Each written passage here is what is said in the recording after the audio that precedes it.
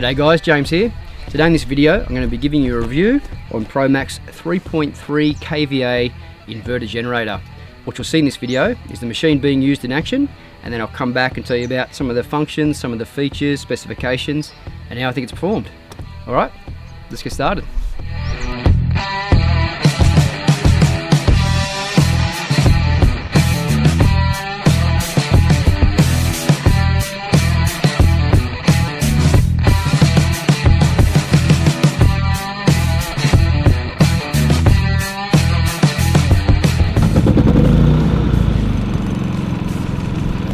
Right, so that's a 3.2 kVA generator running in the background. You can probably hear it. It's supposed to be the quietest in the market. And at the back of the caravan there, I'm sure that once we're inside there, you won't even hear that thing running. But right now, that's just purring along. Good little unit.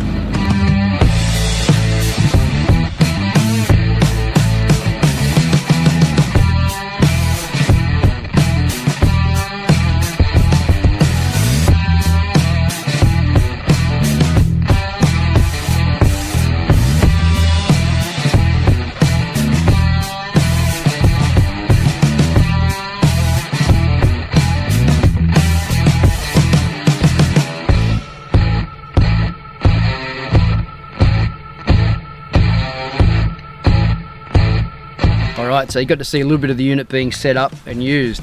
Now, we've used this out here on our caravan project. We're living out here while we're building for probably close to 4 months now. So this has been out in the weather for that whole period of time. Hasn't been housed, hasn't been garaged. So it's probably looking a little bit tired, a little bit exposed to the weather. But I can say it's performed really well. Now, the best thing for us is in our caravan, we've got air conditioning, we've got a washing machine, all the mod cons. So for us, having the 3.3 has just allowed us to be able to actually run a lot of those appliances, at the same time. Now, did it always run everything at the same time? No, I did push it to its limits. You can't have the washing machine, the air conditioning, the air conditioner on, and then try and say boil the kettle. That's just a bit too much. So there's a lot of high draw appliances that you need to be aware of. But things like day-to-day running the air conditioner, no problem at all. Day-to-day running the washing machine, microwave, no problem. It's just when you try and do everything at once, it can push some of these machines. But very impressed. So let's take a closer look at some of the functions and the features and take it from there. On the top here, it's got a breathable fuel cap. So once you put that on, it just allows any fumes to sort of come in out and just basically breathe. So it's not going to pressurize the tank too much. So it's a nice little function. To start the machine is quite simple. You simply just got to hold the electric start on for about 5 seconds. Once you've got it set to choke, once you hear it kick, then you put it up to the on. Do a demo.